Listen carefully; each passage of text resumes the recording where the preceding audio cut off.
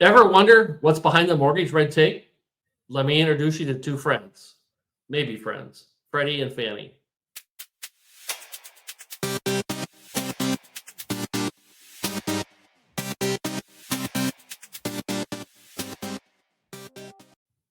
Welcome to episode 4 of Inside the Deal Through Michael's Eyes, a fresh take on real estate and business. My name is Michael Rennick, and I am your host for this podcast.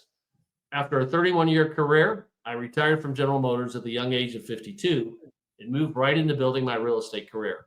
I currently hold a Florida real estate broker's license, and I focus on servicing Florida's West Coast.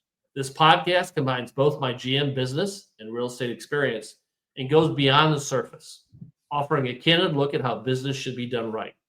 Whether you're navigating the complexities of real estate or tackling broader business challenges, we want to talk about that. Education is one of our main goals in this podcast. What I'd like to do right now is introduce you to a great mortgage person. Don B. is the man I affectionately call the mortgage coach who explains the why. When my clients need a great mortgage person, Don is the only one I refer. Over the years, he has demonstrated the same passion as I have, and that is doing business the right way. As we all know, the mortgage process is a complex one. With an extended partner such as Don, we have someone that guides my clients seamlessly through the process and delivers a quality product each and every time. What I personally like about Don is that he does not offer excuses, but instead works to find a solution, even in the most difficult cases. At the end of the podcast, I'll provide more of his contact information. But Don, welcome. Glad to have you here. It's good to be here, Mike. Thanks for the invitation. So you and I have done a lot of videos in the past. We've worked together for, I don't want to say how many years because that might give an indication of how old I really am. So we'll keep that a secret.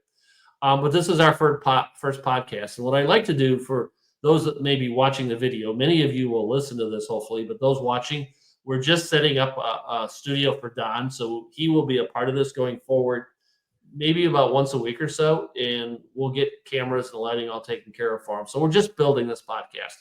But I have a philosophy of falling forward, and what I wanted to do is just get this thing off the ground. Don has so much to share, and I can't tell you how many times that he saved a deal that I had going through a tough real estate in our mortgage process, if you would. Don, I don't know how you do it. Well, 36 years of an education. That's how you do it. And I know you believe, as I do, the education really is the experience, right? In terms of tackling all these things.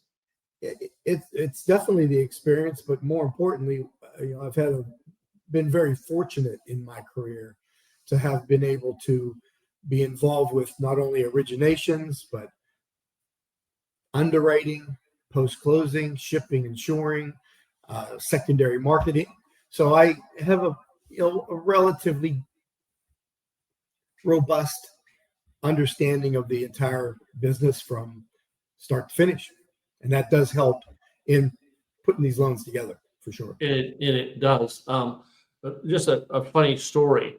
When I was getting my real estate license, not my broker's license, that came later, but the real estate license, I'm usually very active in the classroom asking questions. I want to know the why. And when the instructor got to the mortgage process, I was silent. And so after a while, he looked at me and says, "Mike, what gives? You're not being as inquisitive." And I says, "I already know everything I need to know about mortgages." And he says, "Is that so?" I said, "Absolutely." And he says, "Well, what is that knowledge that you have?" I said, "It's a 10-digit phone number for Don B. He is the guy that knows all this stuff. I'm going to walk out of here today with a high-level, superficial knowledge of the process. But I tell you, all the hard work is going to be done by Don." And that's a true story. That's exactly what I shared in that class. There is no way a real estate agent, in my mind, can be an expert in the mortgage process and the real estate business. Would you agree with that? Oh, and vice versa.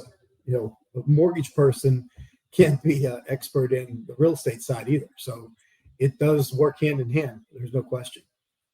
So at the top of the show, I talked about introducing my two friends, and that's Freddie and Fannie. And I say that in jest because I'm not sure they're friends of mine. They're definitely not enemies.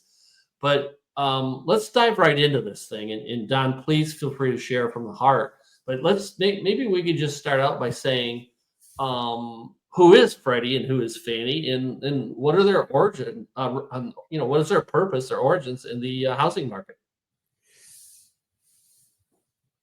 They're basically government-sponsored enterprises. So you'll hear the term in the news, the GSEs, and that stands for government-sponsored enterprise. And what these agencies are basically government agencies. They were created by Congress. The years that this all occurred, I can get in the weeds with all that, but the bottom line is a bank only has so much assets to lend money. I mean, they only have so many deposits, and that once those deposits deteriorate or lending stops. So in 1970-ish, maybe it was before that, the government decided that we needed to really help real estate people, help home ownership is really what it was all about. And the only way you can offer home ownership is to offer financing for that home ownership, or else you're paying cash for everything, and how many people can do that? So thus Fannie and Freddie came into existence. Freddie Mac came in specifically for thrifts, the credit unions, the savings and loans. Fannie Mae was brought into existence more for the big banks, the corporations and so on. But they both do the same thing. It's just one caters to one group of lenders or bankers, and another caters to the other group. So that mortgage sponsored enterprise is basically just the government, the United States of America, stepping in and saying, you lend your money, we're going to give you a set of guidelines that everybody has to abide by. Those guidelines then become the gold standard, if you will. And any loan that's underwritten to that standard, you can sell that collateral, in other words, the paper, the actual mortgage itself, to either Fannie Mae or Freddie Mac. So can I give them credit for the very simplistic, never a hiccup, very simple to walk through approval process? Yes, you can give them credit for that. And everybody, Mike, think about it this way. Everybody can get on a bike and start to pedal, but not everybody pedals the same way. You might have a 12-foot on a 6-inch pedal. You might have a 3-inch foot on a 6. So there's so many variations to everybody's life that Fannie Mae and Freddie, these guidelines are just that. They're guidelines that you have to try to narrow down everybody's personal life into those guidelines. And that's what makes it complicated. But why are they so powerful? Sure. All right. So here's what I'm hearing, and you're teaching me a lot. I appreciate this. So they set guidelines and they set standards. So why do I care? Why don't we just go around them and do the right thing for our client? And you can, but if you're the client, in most cases, or just human nature, I want the best interest rate. I want the best terms that I can get for my mortgage. And where you're going to get those best terms without any question, you're going to get those best terms with Fannie Mae and Freddie Mac, because it is, again, a standard that is, I won't say extremely restrictive, but it's restrictive. Now, if you are not within that set of standards, you can go outside of that. And there are other lenders, other programs, other banks, other investors that will purchase that mortgage, but it's going to be done at a premium. And the premium is in the form of rate and points. Higher interest rate. So higher interest rate. There's the method to their madness by setting these standards. And in some cases, we could argue they're pretty stringent, because we all know what happened back in 2008 when we were kind of rewriting all the rules, right? And that's a whole nother topic We which should is do a probably, video or a podcast on that one time, because uh, I have this philosophy that if you were my mortgage broker and if you would ask me for one letter in the word mortgage and I got it right, I was approved. Was it that back then? it got again back to the standard.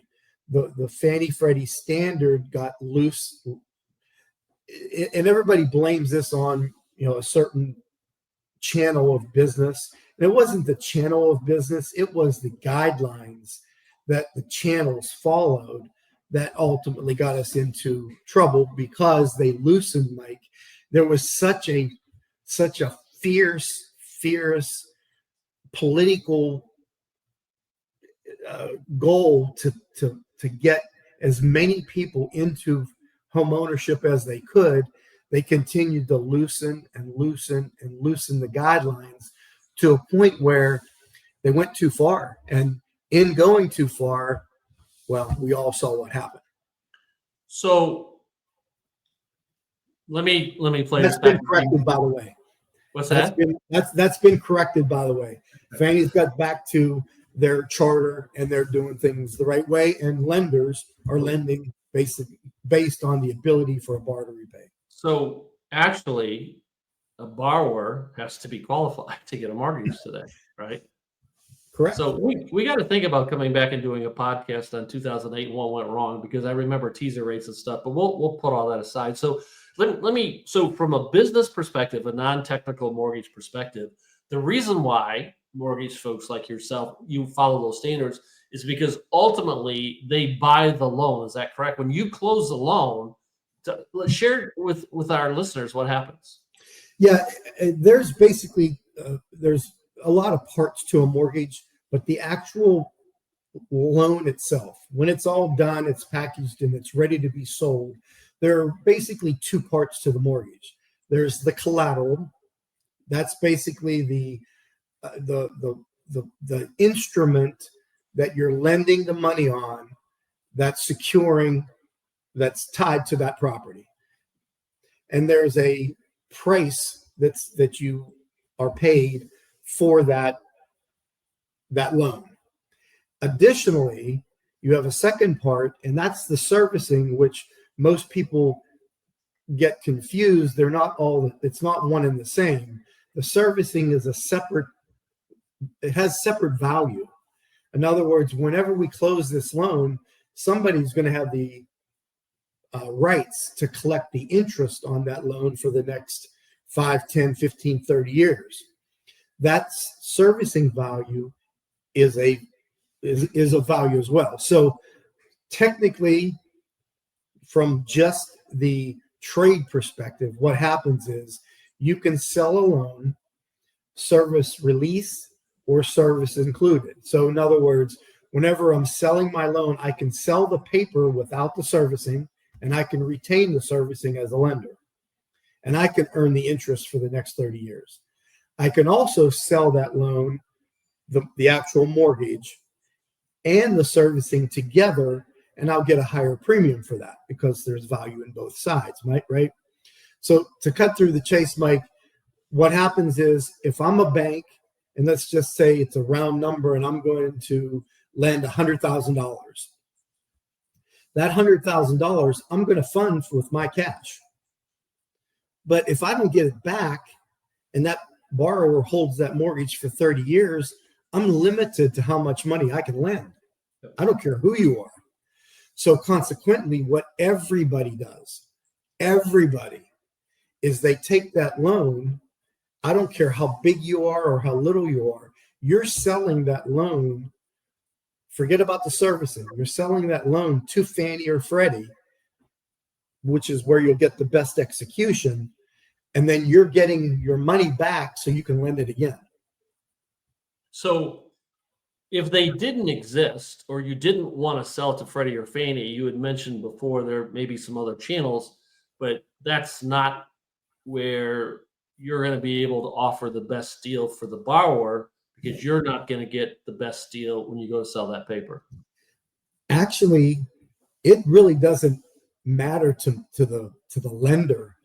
And I don't care what lender it is, because we're generally going to earn In fact, the government has made some restrictions now where a loan is a loan is a loan. I don't care where I sell it. I can't make more money one way or another. So contrary to what people might think, there's no benefit for me to sell your loan into the non-Fannie Freddie market or the Fannie Freddie market because I make the same amount of money either way. There's no benefit for me. My benefit, my value is getting my customer, your customer, the best program that I can get them into, because then I got a customer for life. We got happy people, we get referrals, et cetera, et cetera. So to answer your question, we use those different venues. Fannie or Freddie is the first go-to because they're the best price. After that, then you go to the different entities and there's quite a few, so we won't get into weeds with that. But then you get to the higher and higher and higher interest rates. So even though, they're in my mind, the cause of these, the approval process, which is arduous at best. I mean, we've all gone through that, and sometimes it works smooth, sometimes it doesn't. But these standards, there's a method to their madness in terms of making so that when you go to sell the paper, it's a high quality paper. Is that a good way to look at this thing? It's a AAA bond. The borrower has gone through excruciating steps to get approved for that kind of stuff. And you know what, Mike? And this would be a good topic for another day, but the perception, the perception in the industry right now is the mortgage process is so hard. I have to tell you, I disagree. And the reason I disagree is when a borrower makes an application with our team, I don't ask the borrower for a single piece of paper. I want to see what their profile is first. Mm-hmm. Then I'm going to ask them for the information I need to document, or let's call it back up what they're telling me. So basically, the mortgage process, which is Fannie's process, Freddie, any entity, subprime, all day, whatever you want to call it, they have documentation that we have to put in the file, paper in the file that backs up what the borrower says.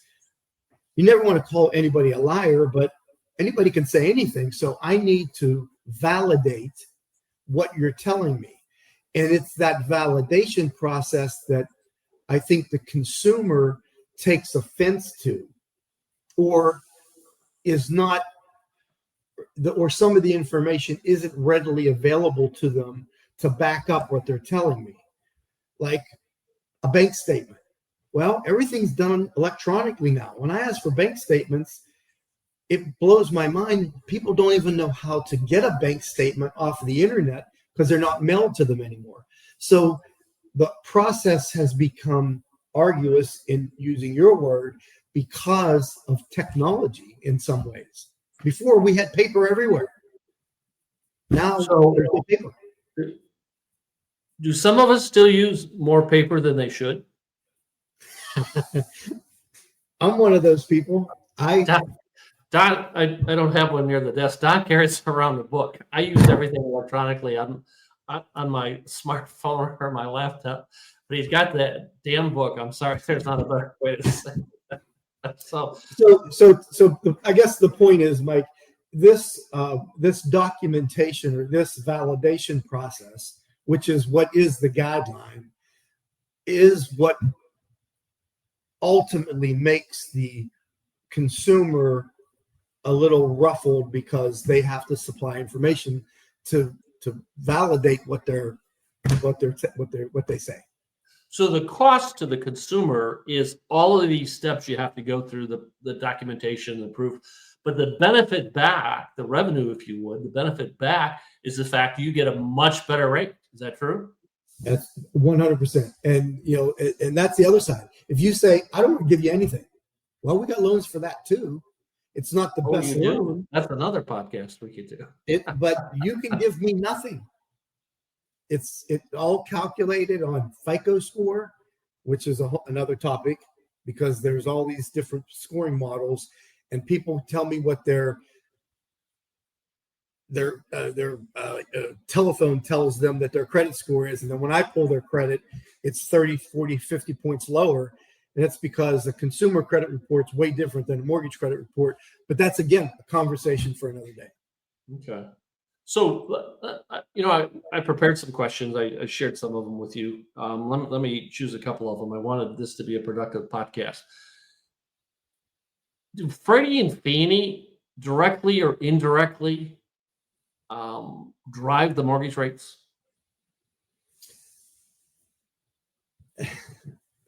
Yes and no. In a free market, when the quote, the Fed isn't manipulating interest rates, the bond market or free trade will drive interest rates. Fannie and Freddie do not do that. The Wall Street does that. Now, everybody remembers the 3% interest rate that everybody wants us to get back to.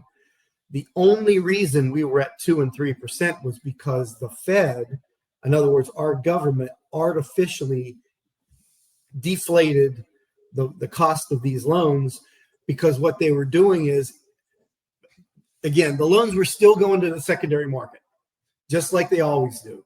But again, supply and demand, as soon as these loans were hitting the market, the government was buying up all these bonds. So if you buy up all the bonds, what's that do to the price? It pushes the price higher and higher and higher, which pushes yields lower and lower and lower.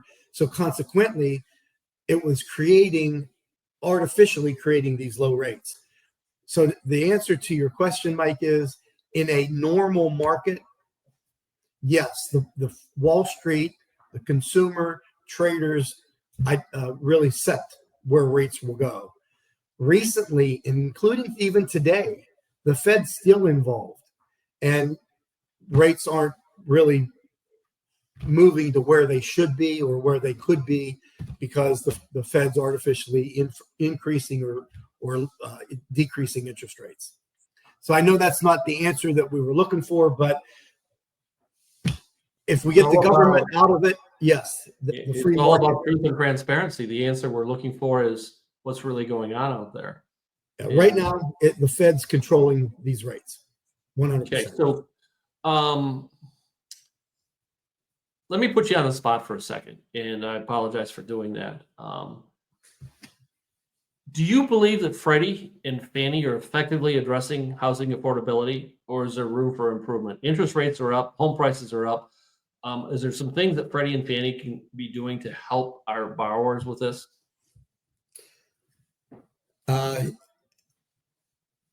This is probably above my pay scale. However, in my simple mind, if Wall Street is trading at, and let's just use for round numbers, a 7% interest rate is par, and if I want a lower interest rate, I can buy that down through discount points and get down to 6.5 with 3 points. That's fair market. What Fannie and Freddie are doing and have been doing for as long as I've been 36 years in the business, they have loan level price adjustments is what they're called.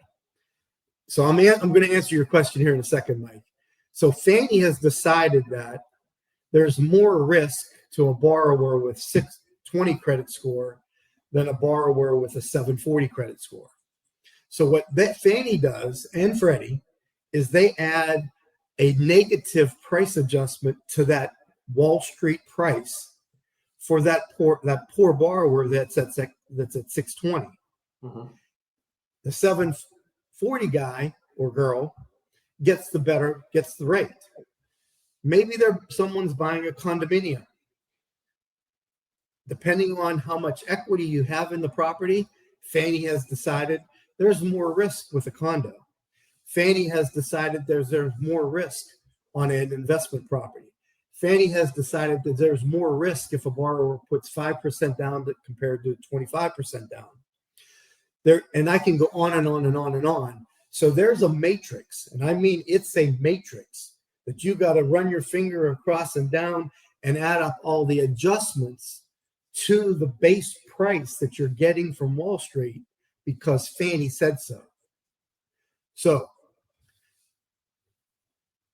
Fannie Mae is in themselves, with their adjustments, making barriers for borrowers to get into owning real estate because they're negatively affecting their price. Now, is that right or wrong? I'm not here to tell you it's right or wrong. I'm here to tell you that it negatively affects the borrower with the lower credit score, with a borrower putting less money down, with the borrower buying a certain kind of property, et cetera, et cetera. So go ahead.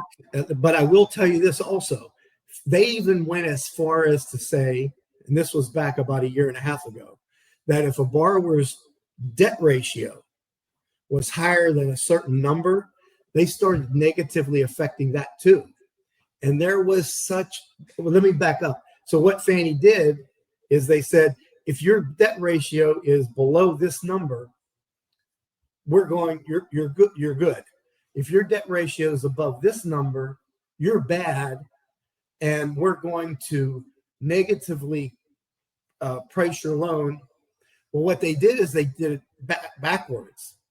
They said, borrower, if you have a real good debt ratio, in other words, you handle your obligations very well, we're gonna negatively affect your rate so that we can positively affect the rates for the people that their debt ratios are too high. And the market people went crazy saying, why would you pay? So it's the same thing. They try, but no matter what they do, they're going to, the more they try to help, the more they hurt, I guess is where they're trying to say. Here's what you've just proven, and I mean this as an extreme compliment. I'm a genius sometimes, not very often. But about 100 years ago, when I was in my first real estate class, and I told the instructor that I only needed to know the 10 digits. That's your phone number that we see on the screen. I was right, because this is complex. But what I want to do in this podcast, here's my goal. I want to explain why Freddie and Fannie are necessary today. And actually, even though the process to get approved is difficult at best, there's a benefit that come out of this thing. And it's the standardization. Would you agree with that, Don? Put me on the spot if I'm wrong. 100%. But more importantly, Mike, it's the liquidity that they bring to the market. The liquidity, there's no value you can put on the liquidity. They have all the cash, right? They got infinite cash. They just keep printing money. So, I'd like that. That would be good. So, a company like yourself, like your company, you have X amount of funds and you can do this. And like you said at the beginning, if you had to hold the paper, there's a day that those funds are all used up. By being able to sell this, that you got to wait for something to pay off before you can lend it again. What I don't want to do in these podcast series is get political. That's not the purpose. It's educational. It's transparency. It's about doing business the right way. But I do want to ask this question if it's fair. Even if it's unfair, I want to ask the question. I'll let you address it. And you and I discussed this last night. There is a rumor that potentially down the road, these two companies could be privatized, is the right word. If that I'm not asking will it happen, but if that happens, is that a benefit to consumers, or is that going to be a detriment to consumers? Your opinion.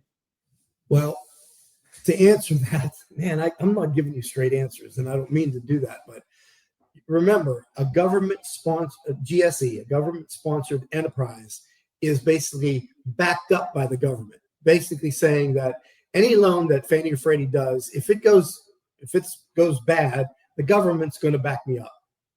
Well, that put the government in big trouble back in 07, 06, 07 because of how loose guidelines got. But thank God that they were there, or we would have no real estate market right now. Well, that's not fair. We wouldn't be where we are right now with the real estate market, because we recover immediately because we had the backing of the government. So that entity has significant value because of that. As soon as once that happened, the government basically took these two agencies into receivership. So right now, Mike, they're not really independent companies anymore. They're in receivership controlled by our government right now.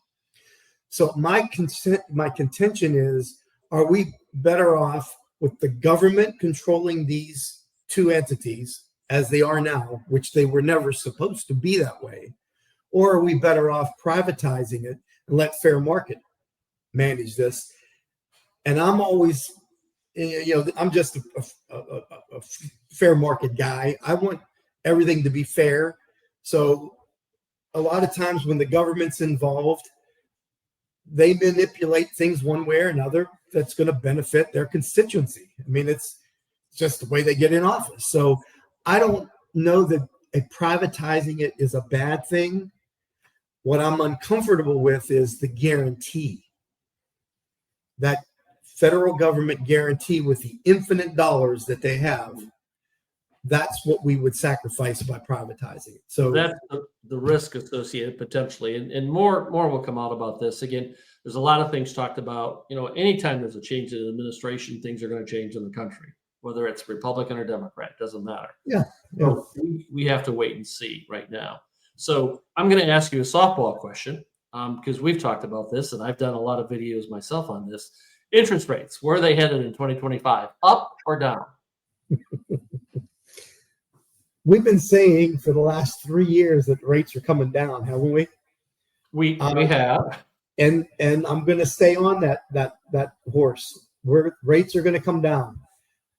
How they're going to come down, how quickly, is a whole nother topic. But there is more pressure now, without a doubt, of rates falling than to the upside. That's not to say that we're not going to get a jagged down. Correct. But rates are going to get better. It's just going to take, Mike, it may take another year or two. We thought we'd be in the fives by now. It may be another year or two before we get down there. So time will tell, but the experts, as yourself and many other experts, are projecting rates should come down. Now, I'll throw another softball question at you. You and I have had many discussions on all of these kind of questions. Should someone wait for the rates to come down, or should they buy now, and why? Well, I'm just going to use this analogy. If you're thinking of buying a house and rates right now, 6 3/4, 7. Let's just say that ugly number, 7%. By the way, when I bought my first house, it was 13%. So 7 really sounds good to me. But let me go on. Sure.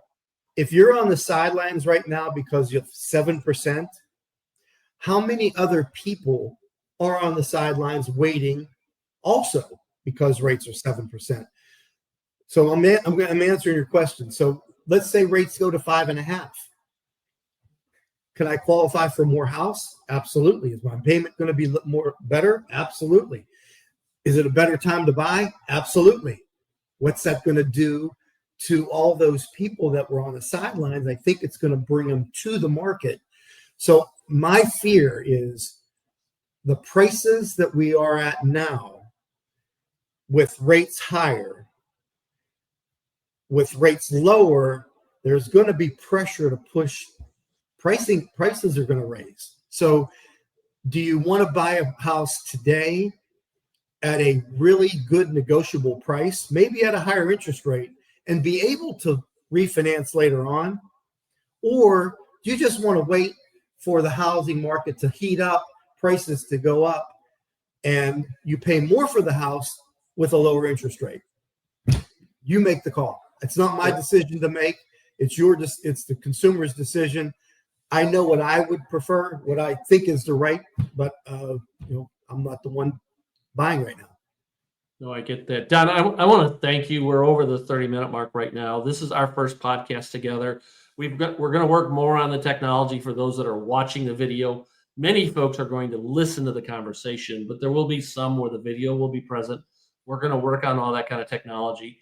We're going to come back, you and I, on maybe about a weekly basis, and we're going to talk about all kinds of things. It might be fun to do a podcast on what happened in 2008. I actually had a mortgage person when I was back in Michigan say, Mike, to get this loan, you need to tell me you make this amount of money. Don't need to prove it, but you need to tell me. And I said, well, I don't do business that way because it's not true. But we've got a lot of things we can talk about going forward. Don, is there anything that we've left out, anything you want to wrap up in terms of my two best friends, Freddie and Fannie? No, they are a necessary evil. We really do need them just for the liquidity.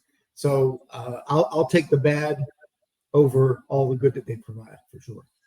And for those of you either watching or listening, if you didn't understand everything, I didn't either, and that's okay.